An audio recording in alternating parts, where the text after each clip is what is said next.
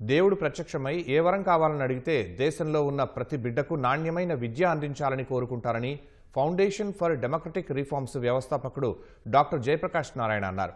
కడప యోగి వేమన విశ్వవిద్యాలయం 20 వసంతాలు పూర్తి చేసుకున్న సందర్భంగా ఏర్పాటు చేసిన వార్షికోత్సవ సభకు ఆయన ముఖ్య అతిథిగా హాజరయ్యారు. దేశంలోని తాజా పరిస్థితులు, రాజకీయాలు, విద్యార్థుల భవిష్యత్ అంశాలపై జయప్రకాష్ నారాయణ సుదీర్ఘంగా మాట్లాడారు. ప్రభుత్వాలు విద్యార్థులకు విద్య అందించేందుకు నిధులు వెచ్చిస్తున్నా పునాదులు సరిగా ఉండటం లేదని ఆయన అభిప్రాయపడ్డారు.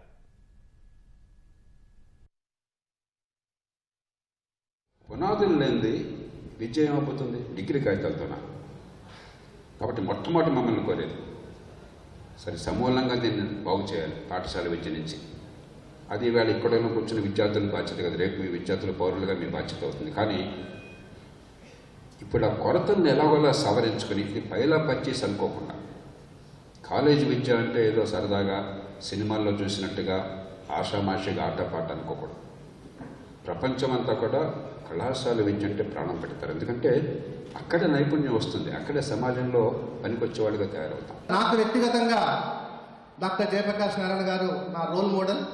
రకరకాల సందర్భాల్లో సార్ యొక్క లెక్చర్స్ వినటం, వారి యూట్యూబ్ వీడియోస్ వినటం చాలా ఇన్స్పైర్ అవటం, వారు రాసిన ఈనాడు ఎడిటోరియల్ పేజీలో వ్యాసాలు కానివ్వండి, ప్రతిధ్వనిలో వారు కండక్ట్ చేసిన ప్రోగ్రామ్స్ కానివ్వండి, అవన్నీ కూడా సమాజానికి చాలా ఉపయోగకరమైనవి.